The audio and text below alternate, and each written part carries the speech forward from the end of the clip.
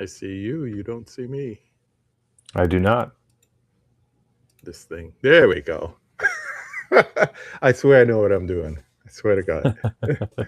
What's up, y'all? It's KB. And if you're like us, you love movies, welcome and welcome back to another episode of The Conversation here on KB Loves Movies. If it's your first time here, welcome. We always like to welcome new guests. Tonight, I am thrilled to welcome a creator who has spent years building one of what I find to be one of the most engaging, hilarious, uh, tight knit podcasts on one of my favorite topics out there.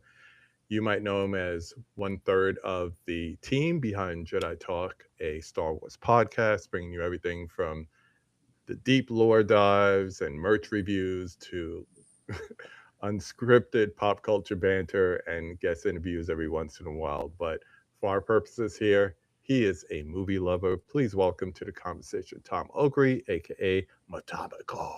Tom, welcome Hello to the there. show. Thank you so much, KB, for having me, man. That Oh was an yeah, intro. That was an I intro. try. I I try. gotta I rip. try. I'm gonna rip that. Put that on my wall. I might take down one of these lightsabers or action Don't figures. do that. I'm not touching the Metallica posters. No. That's always number one for here, as you can see on the arm. But hey, thanks for having me. Yes. I'm so stoked to be with here tonight. Yeah, man. Great night to I be love alive in this. Central Florida. Let's go. Yes, sir. Welcome from Kansas City. But yeah, let's get the music stuff out the way. You know, if people are on Okay. Instagram, they heard the song, there's a reason for that song. But with a moniker like MeTOMicA, for those in the know, it's obvious what band you're a fan of. I've seen you in the Halo on Fire music video. I've seen the tattoos. Show them off. Show them off. Sure, I've got every single Metallica album cover on my body. Right arm is covered, including Saint Anger. You haters out there, I don't know 72 why. seasons. 72 seasons. Oh, you can get me off on a tangent, man, about Saint Anger. I love that album, by the way. Love it. Hit me up. Hit us up, Jedi Talk Podcast. We'll talk about Metallica. I got Hardwired on the chest, 72 seasons at the back. I got them all. I am a Metallica fanboy through and through. I wear it. I'm going to go see them at the Sphere in Las Vegas, their first two shows at the residency there. I was in the Halo on Fire video. I've got a horseshoe up my ass. It's 10 years. It's 10 years since that music video shoot in October this year. So Wow. fucking amazing. So I mean, tune in if you want to hear. Here's a tease for Jedi Talk. If you want to hear the full story, I will regale the tale of the Halo on Fire music video shoot, meeting Metallica, being backstage or behind the scenes with them in October on Jedi Talk. So there's a tease on the show for everybody. I was trying in prep for this, I was trying to remember when I first got into it because, as you can imagine, not your typical Metallica listener, but I've been a DJ pretty much all my life, and I always said it's a disservice if you only listen to specific genres of music, especially doing what I used to do.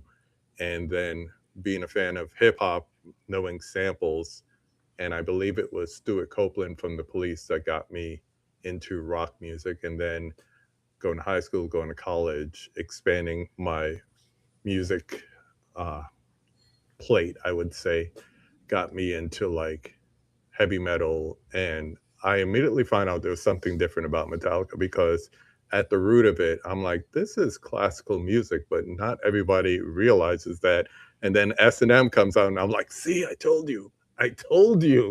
So it's just amazing. You go from symphony and Metallica to people finding out that some of them are even classically trained. So it's amazing.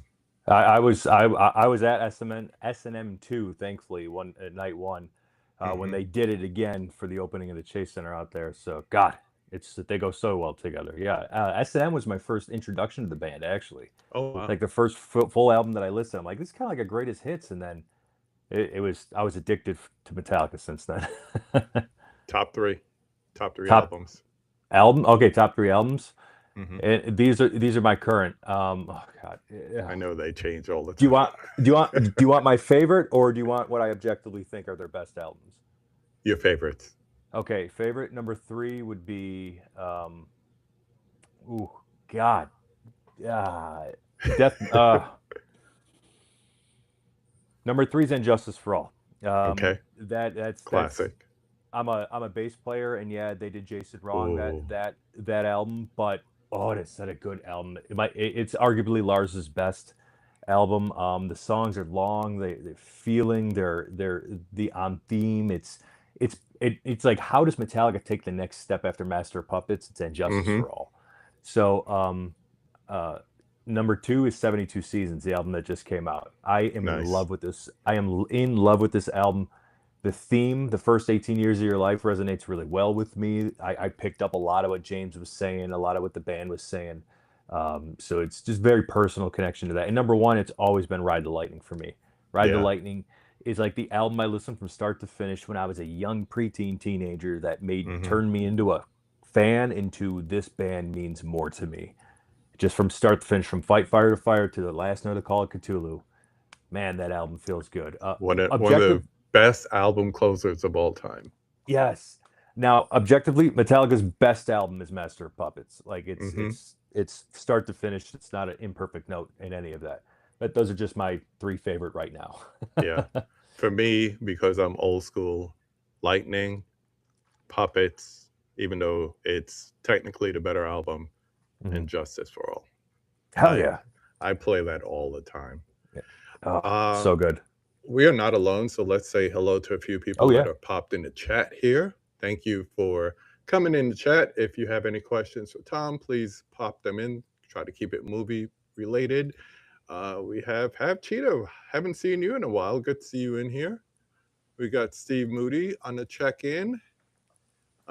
He's like, my guess is Lars' drums sound on Saint Anger turned a lot of people off. You know what? If you're going to do the same thing for 20 plus years, you're not an artist. You got to expand a little bit. You got to experiment a little bit. And I think that's what he did on Saint Anger. So haters, just go back and listen to Lightning again and shut up. Saint Anger saved their career. That album saved their career. It gave them a new turn. 1000%, yeah. It sure wasn't Fuel. We got Agent James on the check-in. Good evening, good morning, sir. People saying hi to each other. Always good to see everyone in the chat. So, besides Metallica, we see by the lightsabers and the collectibles on the wall, you are also a fan of a certain franchise. And my daughter was down here listening and reading Harry Potter at the same time. And I realized something a while ago. Every generation has their de facto franchise. And for me, it was Star Wars. Since you're the operational glue of the show, tell us about Jedi Talk. Oh, sure. Well, first and foremost, got to give props to Jedi Talk, who was founded by Brad Hughes, another co-host of mine. Shout out, Brad. Back in of Brad's Bourbon Reviews. So he's very popular with that. So shout out to Brad and his Bourbon Reviews.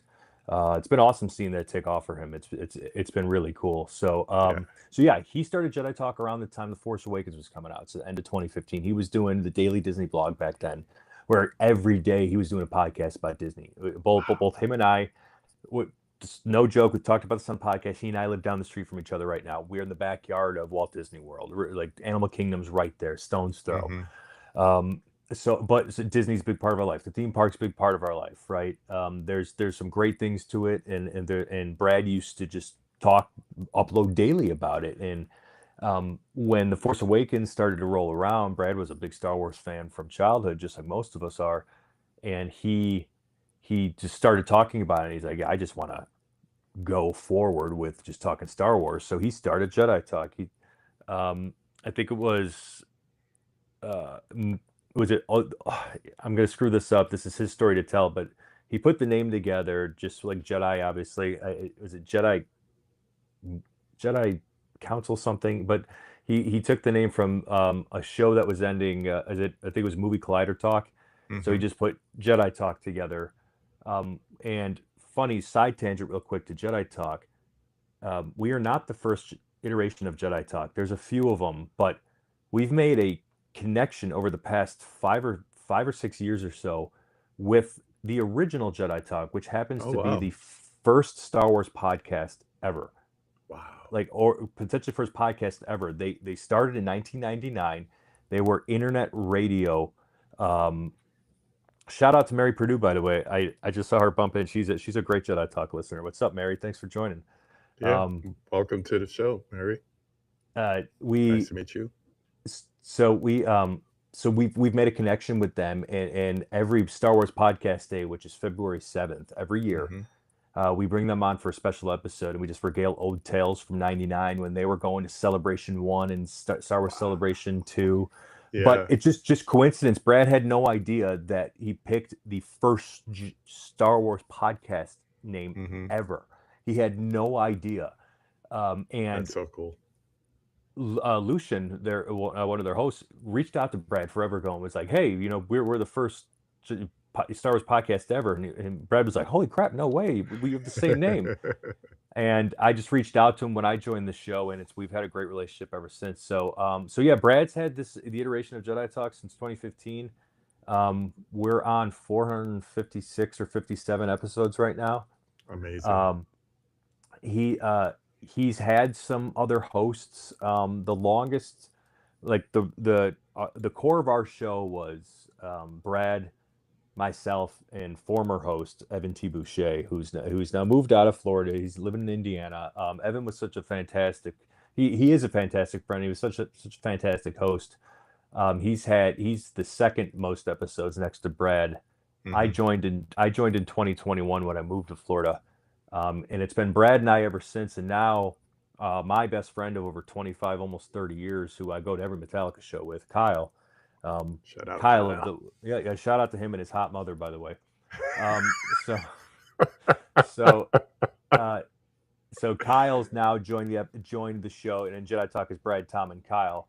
Probably the raunchiest and most back and forth it's ever been, but that's how we like it. I like to say we're not your daddy's Star Wars podcast, but we're your mom's favorite. So listen to Jedi Talk. I love, and it's because of the relations that the three of you have, friendship, neighborly, personal, but the banter, it's fast paced, it's unscripted. You got running community gag segments, which I enjoy because it's almost like rewarding the listener for staying with you. So the game shows, the trivia, and the chats, it's like you want to be there because we never know what you're going to say next, especially you. You're like the unfiltered energy of the show. So I love that because just from what I've checked out, it's unpredictable, but it's always on point too. So it doesn't matter. It's not just Star Wars too. That's also what I like recent things you guys are talking about, Brand New Day, and I know you have an affinity for DC as well. So it's not, Jedi Talk might be Star Wars, it might be collectibles and everything, but it could be so many other things too. Absolutely. Not for the faint of heart, for sure. We all have hit the download button. Yeah. That's what I and our podcast protocol droid C4T3 tells everybody. Don't remember, this is your fault. You hit the download button on Jedi Talk. Yeah, exactly. Or in my case, I hit the notification button and started to watch. As we alluded to earlier, you handle a lot of the behind the scenes lifting, editing, which we both know that's not always fun. That's the unfun part of the podcast. Guest outreach, which I need to be more, as a podcast host myself, I need to be more engaging with that. But what do you find is the biggest challenge for you of managing the logistics, the live air, the versus recorded episodes that you guys do? Oh, it's a good question. I would say, Brad, Kyle, and I have such great chemistry together. Brad and I found it together very quickly, and that's why we continue to do the podcast in person. And Kyle makes a great compliment for the two of us. While we were talking to him because he lives in Chicago, where I grew up for 26 years. I think the toughest part is making sure we don't get stale, but that's kind of what all three of us are doing as we continue to move on. That's why I suggest the things like Florida versus Ohio and like some of the Impractical Jokers games we play. And it blows my mind that we have a relationship with their lead comedy writer and comedy producer, John Zaluga, by the way. That's awesome. That's crazy. But then it's like then Brad comes up with like that really good D23 idea he has about going over to see what like D23 promises that fell through. But I would say just making sure we stay relevant, right? Making sure we stay relevant. The Star Wars ladder is as a pool is giant. Yeah. It's giant. It's tough to get to the exposure of like a Star Wars Explained and a Star Wars Theory up there. But one of the toughest parts, I think, like logistics wise, is just like letting us be ourselves, right? Talk about the editing, just like let it fly, unless it's part of the bit and we're having fun with something. It's just like let it fly because we're just being ourselves. Right. We're just being ourselves. If we really wanted to be like the number one listened to, or just like up there with Explained in Theory, then I think we would scale things back and be more coordinated. But just like you said, we're unfiltered and we just love having fun with it. Yeah, you wouldn't be you, Yeah. I think, if you did Yeah. that, because then all of a sudden it's like, not to say you're working for the man or corporate or whatever, but it would have to be so hyper focused like they are that all the other facets to what you guys bring to the pod will kind of get lost. Which, I mean, all of that makes like I don't know, the characteristics of the show. You know what I mean? Yeah. So I think that's what makes you stand out, is that it's not Star Wars is the foundation, it's the basis, but it's not just Star Wars, but it's you guys. It's Right. you guys. And that's what, to me, and as a listener, I'm sure other listeners will agree, I think that's what brings it out.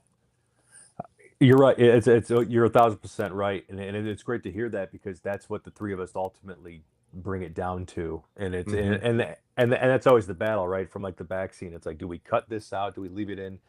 But at the end of the day, we feel like we separate ourselves from the big ocean by being ourselves. And this is fine for those types of podcasts or those types of shows that they're doing something or they're portraying something. And the ones I've always connected with are just being true to yourself, just being who you are. Like when the Two Cool Moms podcast with Joe Gatto and Steve Byrne was out, like I loved listening to that because they were just themselves. Right. And that's why I was a listener to Jedi Talk before I joined, because Brad was just himself and Evan was just himself. And, Brad offered me to come on when we became closer and good friends. And it was easy to be myself on Jedi Talk. That's awesome. What we continue to do. Yeah.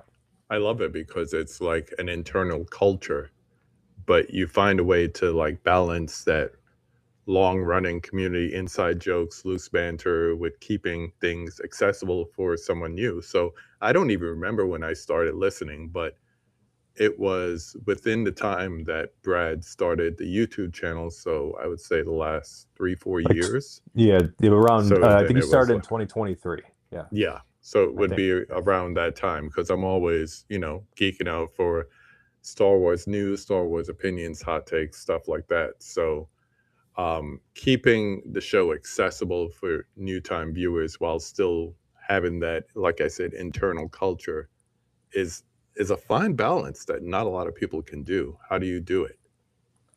I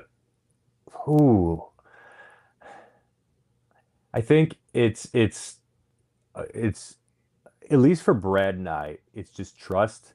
We trust that the other's going to lead us into in the right direction, and it's he and I are comedic. I mean, he was a stand-up comedian for a bit. I've never done any of that, but Brad and I think kind of similarly when it comes to that, and we'll know how to bounce things off of each other. And then Kyle and I have known each other for over 25 years, and sometimes Brad and I are similar in the effect that like Kyle and I complimented each other well, so Kyle will naturally compliment Brad and I well. He'll offer a contrast to us sometimes on purpose just to piss us off, and we easily respond to that and lean into it, of course, because we know it's good radio. We know it's good. So It's really debate. corny answer. Yeah, it's debate. Or a really corny answer. The three of us just truly trust each other. Yeah, yeah, and it almost becomes like, I don't want to say like a dance, but like a relay. Like you Yeah. don't have to look back to know that Brad's passing you the baton, or Kyle will pick up on some inside joke and run with it for you. It's just awesome. I Yeah. just love the way it flows back and forth. On the last episode of the conversation, we had my man GC. He has a new mobile app that he's doing for physical media collectors, Ooh. and movies, uh, but also like music. He just added comic books, a whole bunch of stuff. But you have a certain type of physical media collection that's a little bit different. As someone who follows collectibles and physical releases, what's your take on the whole physical media for media franchises, especially Star Wars right now? Oh, just having physical media in general for them. Yeah. Yeah. It's go out and grab every big piece of it before it goes away is my take. Like Mm-hmm. what are you doing? Go grab it, stock up. If for whatever reason everything on this Disney Plus and Peacock and whatever the hell's out there gets taken down, it's a very possible chance it could. Sony. It's you just take it, and now you own it. Nobody can do anything to it. You own the history, you own the feeling. Mm-hmm. Get it. Star Wars is nostalgia. Star Wars is home to a lot of people. Star Wars is the ultimate distraction, right, from the real world bullshit that we deal with. Right. So if you don't have it, get it. I've got two copies of it just in case one ever troughs off. One rots. You Yeah, still have another exactly. one. I That's just OCD though for me. I just have a few of mine out that I could just grab. I don't have the Skywalker saga. I know, pelt me with 1,000 stones, but I That's have okay. like We all have our issues. I have my um my prequels, my OG Holy Trilogy, and then individually I have the three sequels plus Rogue One, and Solo is somewhere. I don't know, but they're all. You can see how much I love that one. They're all like on display next to a life size, well, not a life size, a shelf size Vader, and they're being kept in place by a Han Solo and carbonite case. Hell yeah. So that's my little corner. But if I go searching through boxes, I still got my gold package VHS, and the old DVDs are in boxes. We were talking before about looking forward to seeing the definitive edition of 77 on the big screen next year, early next February. year. February. I Let's can't go. wait, man. I Let's go. really can't wait. Yeah. It's been too long for me. It's been since '79 when they had the re-release right before Empire. So Never it's seen it's it. been a minute. It's been a Yeah. minute. Never So seen it. Wasn't alive for that, yeah, unfortunately. So I was born in '70s, so I was 77 when it was released, and I was playing with those things to your right on your wall there a little bit too much it's to all like good. get to the movies and all that. But I still have like one or two Kenneth toys, and I was saying to him before we went live that I told my wife I have a reprint of Star Wars release poster, the teaser for Empire, and then Revenge of the Jedi. The one that's Yeah. famously taken away. And then I have this empty space next to it. And she's like, "What are you going to put there?" And for a while, I was going to put this Italian print of Psycho because I'm a big Hitchcock fan too. Nice. It's bright yellow, and it's like their posters are landscape, so it would Okay. take up the rest of the wall. And I was like, I think I want a couple of lightsabers put there. She's like, "Oh, that'd be cool. How many?" I said, "Well, like three." And then we came on, and I saw how many you had there. I was like, "Oh." She'd be like, "Only three?" Yeah. Yeah. Now you're thinking. Now you're thinking. Yeah, maybe each one. Mace Windu needs his up there too. He So does. He it's does. Yeah. cool. It's cool. Do you have like a single holy grail in your collection? Because we're not just talking movies now. You got a lot of different collectibles that you're into. Yeah, I would say one of the holy grail items I have is this Brian Toys Jocasta New uh, vintage collection figure. I got it at MegaCon Orlando, Ah, 2024. That's when I met Hayden Christensen. yeah, Um, I had I had known that this is like the only Jocasta New action figure that exists, infamously from the Attack of the Clones. hmm, Um, and I saw this in one of the vendors, and I just was like, I thought the price was fair. And it was one of those things that I just like, I had to have it. I remember I was texting my wife, and I was just like, I'm about to buy my birthday present right now. You don't have to get me anything. And I was just like, when I came home and showed her, and it's like, she's such a unique character, unique action figure. It was like I had to have it. I also have it's a little bit further away. I have the most recent like the redos of the TVC collection that started in 2012. I have yeah, the first action figure, Dengar, the first release. I did go out and get him. And then Luke on crate from The Last Jedi was a very rare figure to find. And I ended up snagging that one at a fair price. I did pay aftermarket for it, but I thought it was absolutely fair for that. So, yeah, yeah. Those conventions, if you know what you're looking for, and it doesn't matter if it's collectibles, movies, what yep, music, if you know what you're looking for, you could get a good deal, or you could get taken for a ride. 1000%. Yep, yep. And you could see the difference between the people who knows their stuff, like that's 180 grams copy of blah blah blah, versus the yeah, people like, oh, I never seen that cover before, you know. yeah, So yeah, yeah. it's great. Um, Talking Star Wars, let's shift to that for a minute. Ooh, alrighty. Not to take anything away from Jedi Talk, but we're going to talk a little Star Wars here, you know.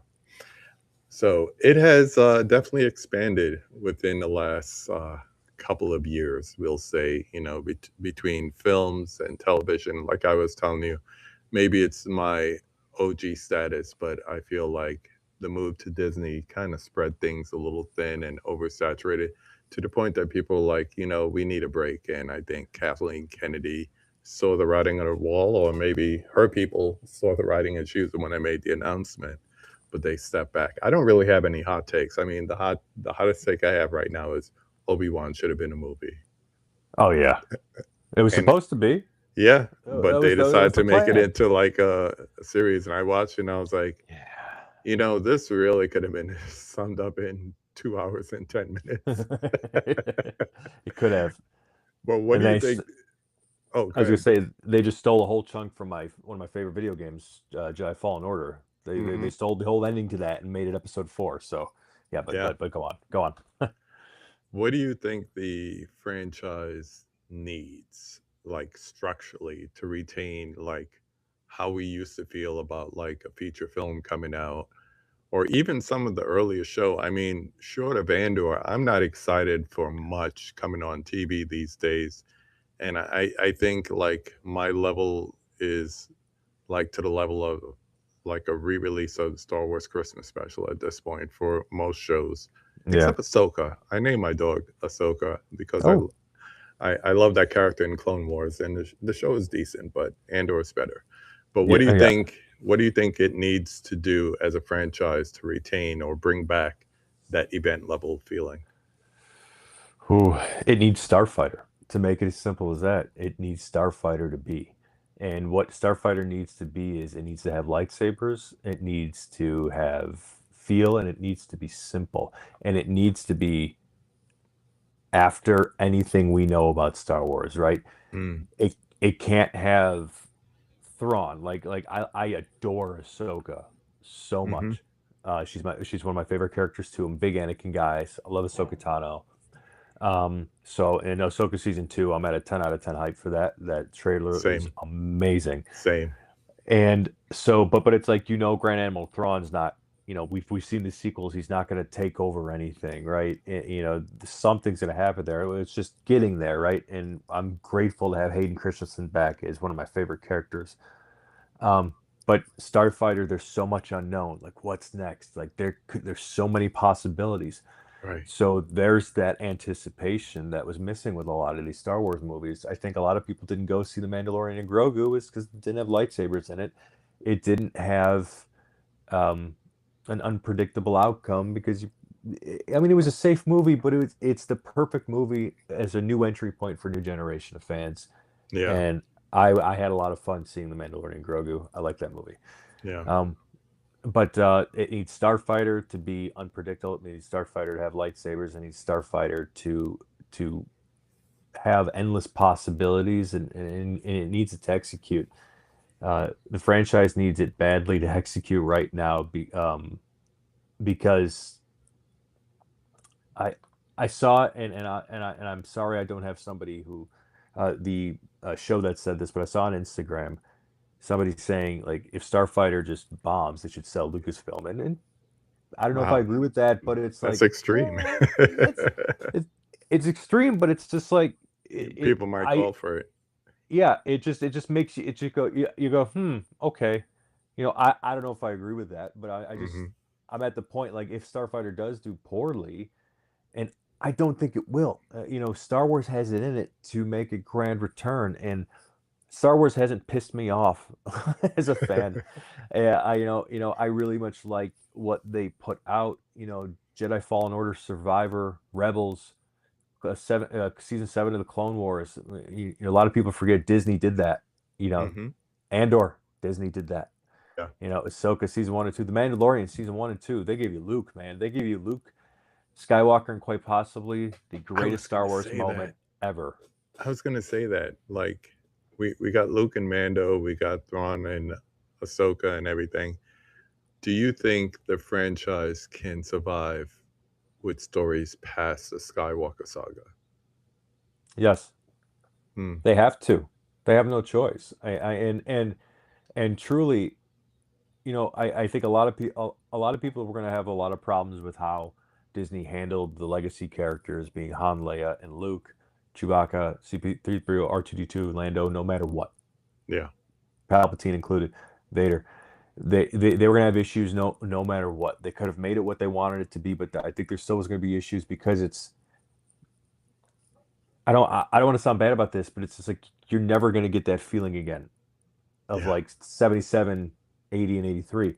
And, Hmm. and that's fine because those were bottled up moments that should never feel that way again. They should feel differently, right? I want my daughter to have that with Star Wars eventually, right? And the Phantom Menace, to me, there was a different feeling for that for me when I was, um, you know, I think it was, at a young age, preteen around then, versus when I saw The Force Awakens in 2015, 11 years ago, 29, 30 years old. Different feelings, different events. I still look back at them, but I just know it can't be recreated. So Yeah. it's on Starfighter to figure out a new way to do that. I figured out when Menace came out. I was there at midnight premiere. People were there with their original Star Wars lunch boxes and everything. And it was at that point, even though I loved like certain elements of it, I realized that the way Lucas planned for the franchise to be was for kids.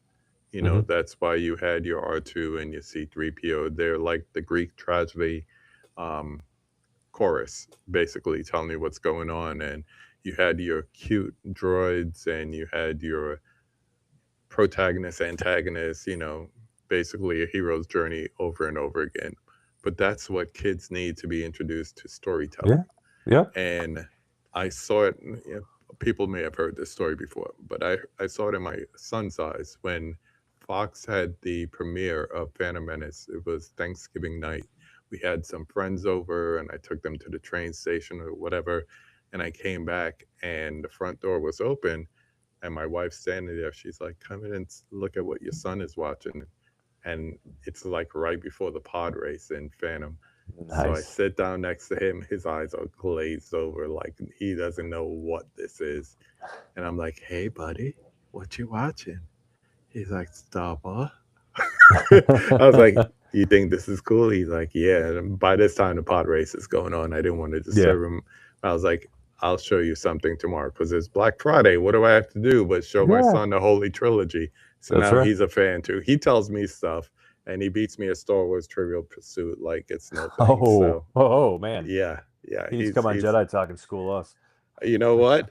I'll send him the invite and see what he wants to do. That'll be fun to have like an online trivia game. Yeah, But that'd be a lot of fun. yeah, but yeah, I that's just an example of like he got more out of Phantom than I did because that was for him. Right. That's his Star Wars. The prequels are his. But as he goes to see maybe I think he went to the anniversary of it being in the theater when it came out like in 3D and all that. And he was like, it was cool, but it didn't feel like watching it at home for that first time. I was like, because you were a kid. Yeah. You were a kid. Yeah. It's going to be different. So, yeah, I think every generation, like I said before with Harry Potter and my daughter, every generation needs a franchise they could glom onto and have that wonder of, like you said, that I had in 77, 80, and 83. Yep. And you had with the prequels and everything, you won't get that same wonder as an older person, whether it's as a teenager or an adult. But if you have the fandom and you have that dedication to the franchise, there's always going to be something. Like I felt it watching certain shows. Like we went to see opening night, we went to see Clone Wars, the animated feature, and then he got all into the episodes. He was watching the episodes without me. I was like, dude. And then I fell behind. I was like, I'll just wait for the physical to come out. Damn it. Yeah. So, it's stuff like that happens. Yeah. But I love it. I love it. Outside of Star Wars or the Star Wars galaxy, what kind of movies or genres that get you to go to the theater on opening night? Talking about that. I mean, I'm a dad of almost 3-year-old, so going out to the movies are very, very sacred at the moment, limited at the moment, and I surrender that night. The money for a babysitter, very expensive. The rates have shot up with inflation. Oh yeah, they saw the writing on the wall. They're like, oh, we're gonna make some money. Exactly, and my wife and I choose to live in Central Florida. No family around, so we have no choice but to pay. But anyway. I relegate movies for 2 franchises right now. Mm-hmm. Star Wars obviously is number 1. I've got Jedi Talk. I got to be there opening night, right? And of course, I'm bringing my wife with. I need to see it with her, right? I want it to be her, and then it will be my daughter when she's old enough. But just right now, it's not quite there. And then the second is DC. It's going to be DC specifically. Right now, it's going to be the Batman. Matt Reeves, the Batman. It's the only one I'm leaving it up to. I didn't go see Supergirl. I really wanted that movie to do well, and I'm very upset it didn't. I really did. I love Supergirl. Everyone's praising. I didn't see the movie, so I'm not going to criticize it. Yeah. Everyone's praising Millie Alcock in that, saying she acted phenomenally, but people felt the script was weak. I don't know, but I'm seeing the Jimmy Olsen and Gorilla Grodd show be announced when Wonder Woman's right there. Like, man, I know. Give it. What are you doing with Batman Brave and the Bold? But I'm loving Lanterns right now. Very into that's the hotness right now. Yeah. So, but anyway, it's DC, specifically Batman right now, and like I'm so in the middle about going to see Man of Tomorrow. Like, do I spend babysit money on that? I'm so in the middle right now, man, because I'm just like, is that. It's hard. Well, yeah, and I think I'll get into this conversation later, but I miss DC of the old. So yeah, as a dad of 3, I will tell you, there's hope. This is just a season. It's a very developmental season, so enjoy it. But you're gonna turn around one day, and you probably experienced this already. You said she's 3. The first time you leave the house, like, oh wow, we didn't bring a diaper bag. I guess we're okay, And then you're gonna turn around and you're gonna be like, what am I doing tonight? You got home. Oh, you're not here to talk about homework. What are we doing? I guess we could go to the movies. My wife and I are back to what I call DINKS, dual income, no kids. So hey, there you go. Congrats. I can't wait for that again. It'll come to you, and then you won't know what to do with yourself. I find myself down here watching movies all the time. But about Supergirl, just quickly, I would say the director really wanted to impress his boss, and he tried to make a James Gunn movie for James Gunn.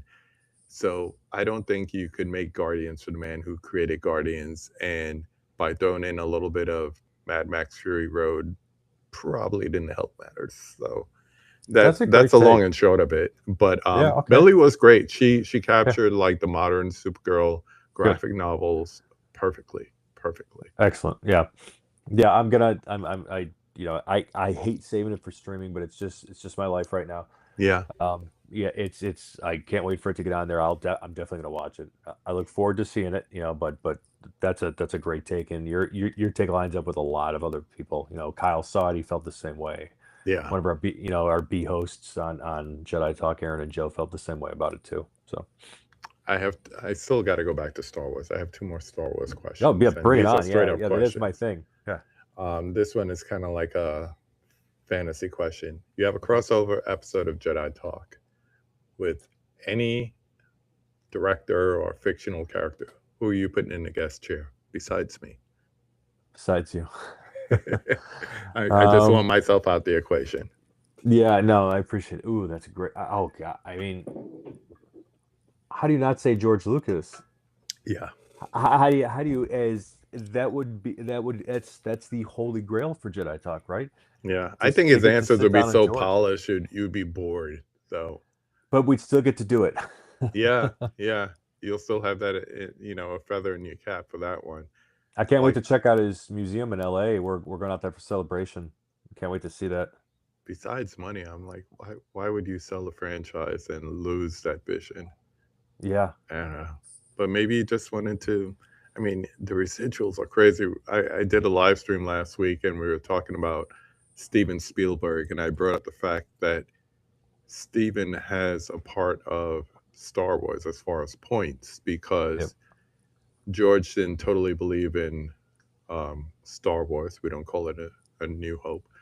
And and Steven didn't totally believe in Close Encounters, their own movies. So as a bet, they gave each other points. Whoever, scored more at the box office will award the other person points. So Spielberg has points in 1977 Star Wars movie. Everything related to it, he gets paid. That's amazing. That's freaking amazing. That's amazing. not that Close Encounters was a slouch, but No. Yeah, still. but that's so cool. One more before we get to the 5 takes. Yes, sir. And this is where the hot take could come in. What's one piece of Star Wars media? I'll open it up. I won't just say movies. It could be TV shows, whatever. That fans of the franchise just trash. But secretly, you will defend to the end. Or maybe not so secretly. I don't, I have an answer for one of my hot takes. Mm-hmm.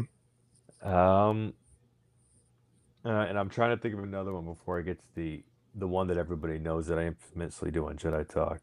Mention it anyway. Mention it anyway? Yeah. It's defending The Last Jedi. Yeah. It's defending Episode 8. I go back and forth on it, if it's my favorite one or not, and that's a hot take with Star Wars. I was going to ask you to do a ranking, but wow. I could probably rank off the top of my head. Do you want me to rank? Yeah. You want me to do it? All Go right. for 11. The 11 main features. Yeah, the 11 main features. Let's go from 11 to 1. 11. It's Attack of the Clones. Always is last. And look, I want to preface. I'd put Star Wars on before a lot of anything else. Right? I'll sit down and watch Star Wars before a lot of anything else. So these are just the way I'm ranking. There you go. So it'll be Attack of the Clones, 11. Phantom Menace would also come up 10. I have a lot of controversial picks. No nostalgia there. I'm surprised. But yeah, it's just kind of the mood I am now. Yeah.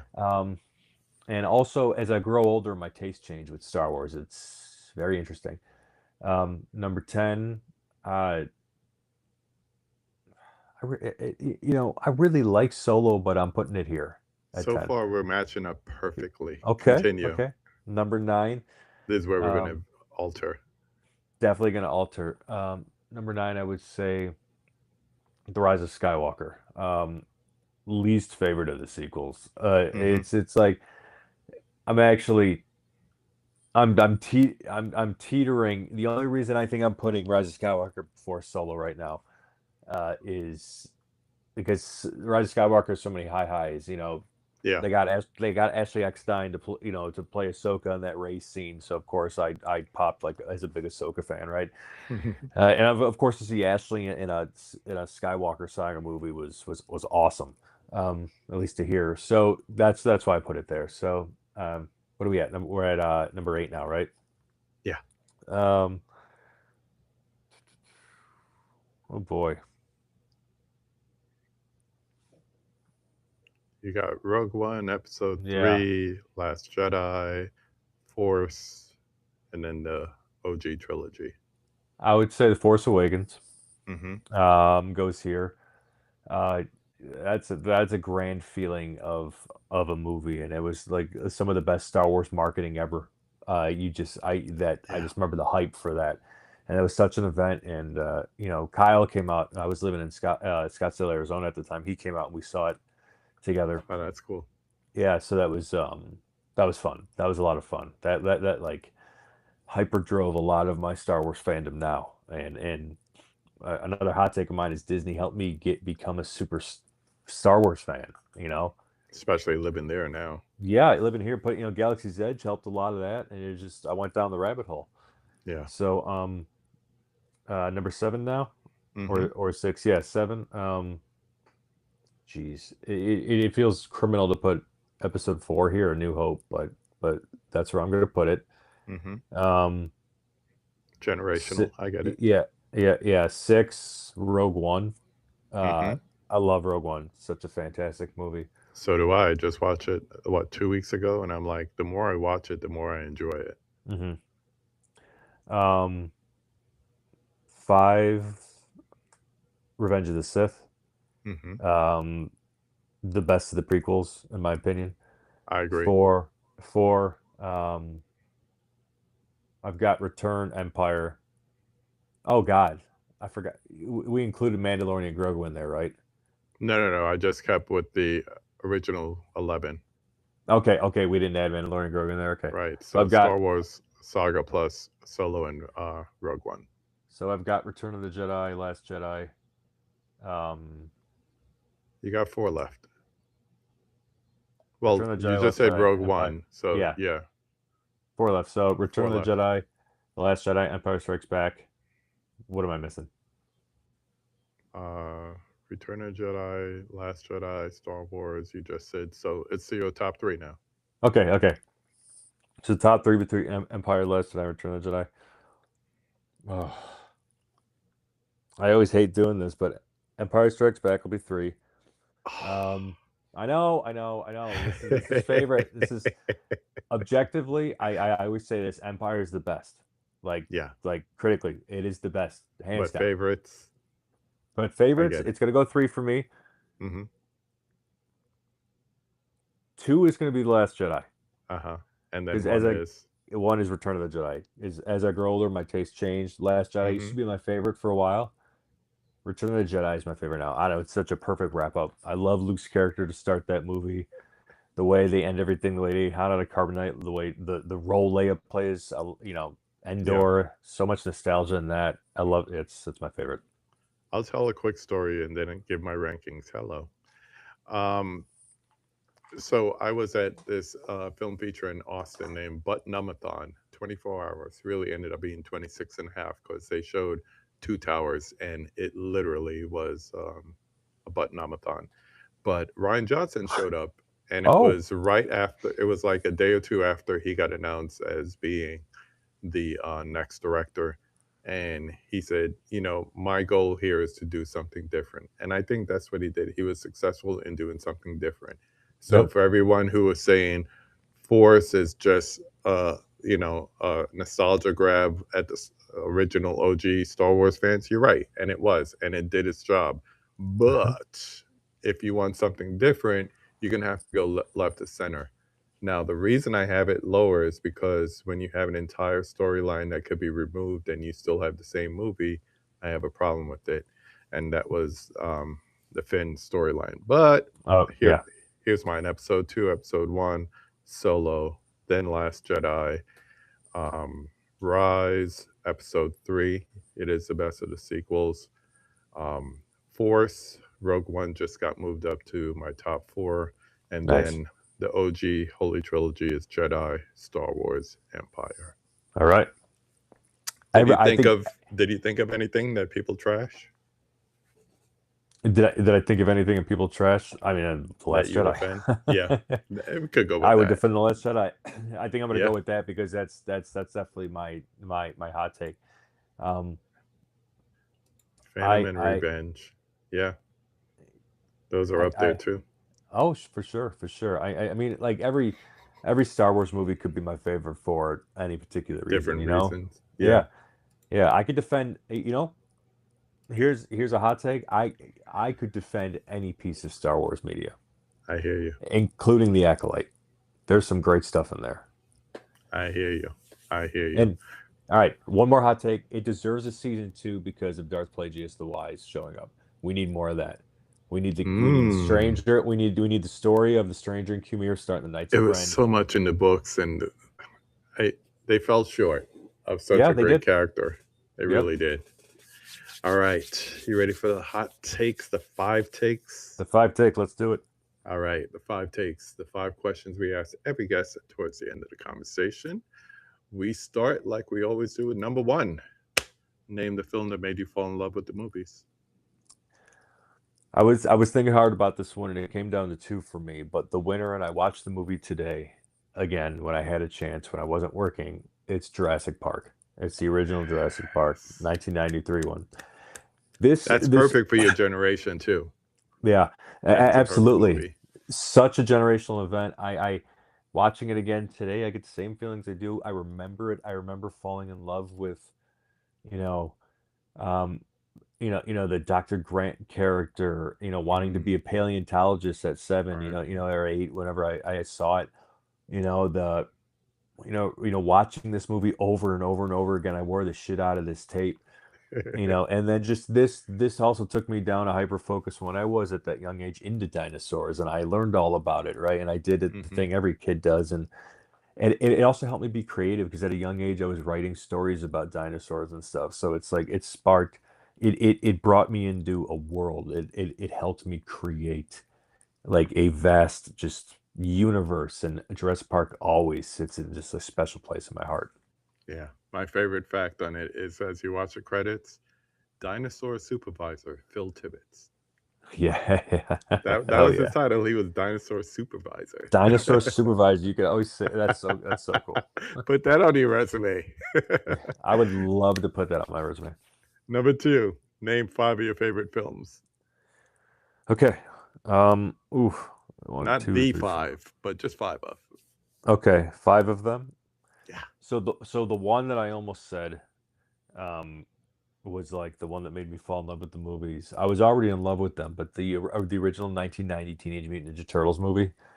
God, that movie lives up to this day when I watch it. Like I remember falling in love with the character of Raphael at that young age when I was watching that, because like as a young little fat redhead, I had a temper, right? And Raphael had a temper, so I was like, oh man, like I could relate to him. Yeah. And just like, I was already into the Turtles because of the cartoon and like the figures and stuff, but that one's always one of my favorites. Let's jump to a different genre, The Truman Show. Anytime I just want to, I don't know, when I'm in the mood for something just genuine, even though the people aren't genuine too, our main character in the movie. It's just one of my favorite Jim Carrey flicks. He's got some fantastic ones out there, and I think that's a movie everybody should see. Yeah. A lot of fun. It's been one of my favorites since I saw it when it came out. Second, I'm a big aliens are out there, the moon isn't real guy. So no, I'm not that crazy, but I love Christopher Nolan's Interstellar. I think it's his best movie out there. Watch it again. And I'm a huge Batman fan. I know The Dark Knight exists. Speaking of Nolan's Batman trilogy, my honorable mention would be Batman Begins. That's actually my favorite of Nolan's 3. Because you're a DC guy. That's why. Yep. Comic book fans love Begins, whereas just general movie fans love Dark Knight. Right. And then every once in a while you'll get somebody who'll be like, well, what about Rise? I was like, what about Rise? What about it? Hey, I still go back and watch it, but yeah. But Batman Begins is just so good. It's such a great Batman origin story. I love it. So okay, so going back to my favorite, I said Interstellar. I love the space. I love the the time bending. I love all of like the movies that make you think. I love going back to watch them multiple times. You catching something new. It feels like a new watch every single time. So I fell in love hyper focusing on this movie, and it just made me think and made me kind of appreciate some of the deeper tones that it showed. Nice.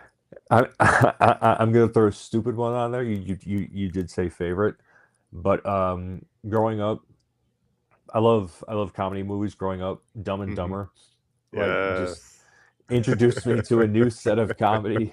Yeah. And took me from like what I liked, like the Simpsons humor to like the next level. I'm like, oh man, like because I love slapstick. I watched the Three Stooges growing up religiously as a young kid. Yes, sir. And like Dumb and Dumber was like the next step of that. I'm like, and it's a really fucking funny movie that lives up to this day. It is. It really is. And yeah, go ahead.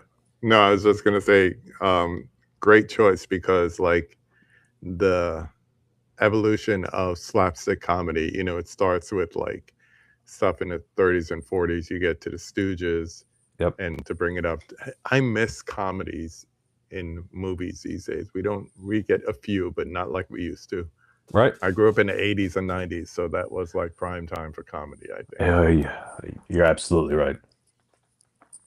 So my number one favorite movie of all time, and this could be controversial, but it's Zack Snyder's Justice League. I'm a Snyder guy, but I'm not a Snyder cultist where I should be. It's like it's only Snyder. I was very supportive of James Gunn and Peter Safran when they were announced. I was upset that Henry Cavill got the boot as Superman. He's my favorite Superman. Man of Steel, I love that movie. Batman vs Superman Ultimate Edition, I love that movie. Zack Snyder's Justice League, I love that. And Wonder Woman. The rest we can discuss. And when Zack Snyder's Justice League came out, I took the day off of work. Beautiful. I got up, I went to work out, I made food, I sat down, and I did not move for 4 hours and 2 minutes while I watched the beautiful event with what that was. And it was such a phenomenal ride to be on, to see all the money that we helped raise for suicide prevention, to get Zack Snyder's Justice League, and to get just Warner Brothers to see it. Ben Affleck, Gal Gadot, Jason Momoa, everybody tweeting at the time when Twitter was still a thing to hashtag release the Snyder Cut. And there's a lot of positive, and of course, unfortunately, a lot of crappy people rise above and just think James Gunn shouldn't have a chance and thinks that Snyder should be the only one in charge. And it's like I'm at rest. I believe Snyder's universe is never coming back. I will very much welcome it if it ever does. But I'm just ready to see what's next. And I'm an angry DC fan because I want what's best. So yeah, you're a realist. I like that. I went to see the original Justice League, and I was kind of like, okay. And then when I saw the Snyder Cut, and I was like, this is what it could be. Yep. I didn't know it would be, but I just kept saying this is what it could be. And I got the 4K back there, and some days, like on a rainy day, and I don't have anything to do, it's like I'll just throw it in for a little while, and 4 hours later, I'm like, oh man, I'm hungry. But that was fun. Yeah, it's so good. It's so good. Yeah. Good choices. Number 3, everyone's favorite question: name a popular or classic movie that everybody loves, but you don't particularly like. Yeah, I don't know how many people would piss off, but good Lord, did I hate Mad Max Fury Road. I don't get it. You would have hated Supergirl, man. Yeah, that's probably why I don't like it. I don't get it. The awesome, the best part about Mad Max Fury Road for me is it was one of the first dates I had with my wife, so it's like at least I got to be with her. when we were dating very, very early on. So but we both don't know why that movie. Just I don't get it. I don't get it, guys. And you've seen the other Mad Max movies prior? Yeah, I have. Yeah. So you have a And general idea. I knew. And Yeah. I still was just like, well, why does everybody have a boner about this one? I can tell you, but it wouldn't change your mind. Like, probably not, but go ahead. I hate to see directors like using a new toy like visual effects because they can. And he's always been known for his practical effects, his stunt work, and all that. And to see it modernized in a time of CGI being everywhere, the way he was able to use CGI was nice. Yeah, It was almost like you can't tell, like, oh, wow, those weren't natural colors in the background. But you don't know that until you watch the behind the scenes because everything else was practical. sure. The story is a Mad Max story. And Yeah. to me, you see one Mad Max story, you've seen them all. I got all of them back there, including the Furiosa one, which Okay. I watch for the sound. I literally watch certain movies for the sound. Like there was Okay. this new horror movie coming out called Undertone. Mhm. And I saw that in theaters and I saw it in Dolby. Oh my gosh, it was so immersive. Story was crap, but the sound was so immersive that I'm Okay. like, when is it coming out? That will sound great on my system. I can't wait to have it. So Nice. I don't know. I think that's the technical aspects are what people love Fury Road Okay. more than Okay. anything. That's fair. I get it. Let's flip that. Number 4. Name a critically hated movie that you love. Yeah, this was I was going to throw it to Last Jedi. Yeah. And maybe I could say a little bit further. I love it. I love the deviation of what you expect. Everybody wanted Luke Skywalker from Empire Strikes and Return of the Jedi. Everybody wanted that Luke Skywalker. You wanted him to punch Rey in the face, take the lightsaber, kick her off into the water, Right. pull up the X-wing in the Force, fly and punch Kylo Ren right in the dick and say, "You're dead, bitch." That's what everybody wanted Luke Skywalker to do. But guess what? He didn't do it. Nope. And I really love the ballsy take and the turn. And you could make a strong argument that Luke Skywalker did the same thing that Obi-Wan Kenobi did. He went into hiding. And like while Kenobi was watching Luke, he fled after failing like all of his masters did. Yoda fled after failing to Dagobah for forever. Obi-Wan did in a sense.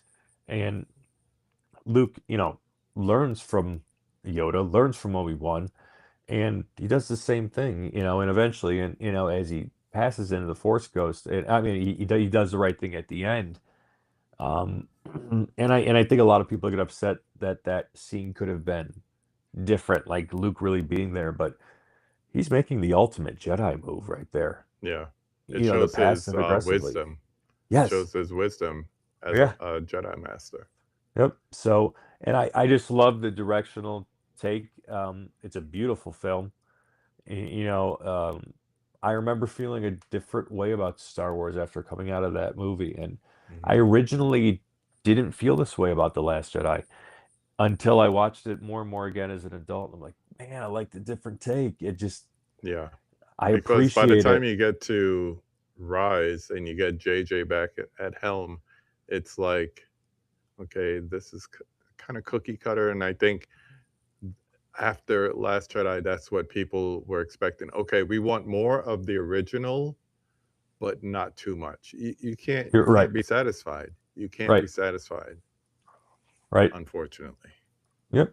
I mean, and there's parts of the film I cut out too, like the fathier scene in Canto Bight, you don't need any of that crap. So. Before we get to number 5, I just want to thank you again for coming on. Yes. This is hopefully the beginning of a 3-part series, but we will leave that up to your co-hosts. And yeah, who do I got to yell at? Probably Kyle. I would say Kyle. I would say Kyle. Yeah. I would leave Brad to play cleanup since Okay. that was the main connection. But with that in mind, we kind of ruined the spoiler here, but you might have more than one. I don't know. With that in mind, now that you've been on here, number 5, who would you like to see me have a conversation with on this channel? Yeah. You've been listening to Jedi Talk for a while. Mm-hmm. In 2024, I think of August specifically, we had local musician, performer, entertainer. I don't know if you call him an influencer too. And entertainer by the name of Ben Crane on the podcast. We became friends with Ben um, through a few channels, through the podcast and what he was involved in, and the things that we did back in like 22 and 23. Um, and Ben's just like a local legend. His music in the band, If I'm Lucky. You can find him on Instagram at BENN Crane, CRANE. Ben's just excellent. We had him on the show, and we talked about everything. We talked about DC. We talked about Star Wars a lot. We talked about Legos. We talked about different action figures. Him and Evan collected the same one growing up. That's But cool. he's also musician, local musician. He does a lot around Orlando. Tours around Florida too. Um, and we know I know we discussed movies on that episode too. So I know somebody who you had said somebody who's obtainable. I could simply reach out to him and say, hey, I think you'd be awesome to come on KB's show. Yeah, So I definitely think do Ben that. Ben would be awesome there. And I don't know if Mary's still listening. She'd probably agree. Yeah, that'd be cool. So before we wrap it up, I want to thank Tom again. Definitely, we're going to try to get the other two guys in here, hopefully in the next upcoming weeks. I want to thank everyone, whether you're watching, those of you in the chat, those of you lurking. I'm telling you, I see you. I see you just hiding there. Say something. Actually, don't say anything because you're probably lurking for a reason. But I want to thank everyone. If you like what you see, you know what we always say, go ahead and leave a like, follow these guys. Go to Jedi Talk wherever you get podcasts, follow them on YouTube. Um, Definitely give them a follow. Steve Moody on the check in. Enjoyed the conversation. Everyone have a good night. Yes, everyone have a good night. And Have a good as one. I always say, go watch a movie. Go watch a Star Wars movie. It's good for your soul. Definitely. Go watch a movie. Take care, everyone.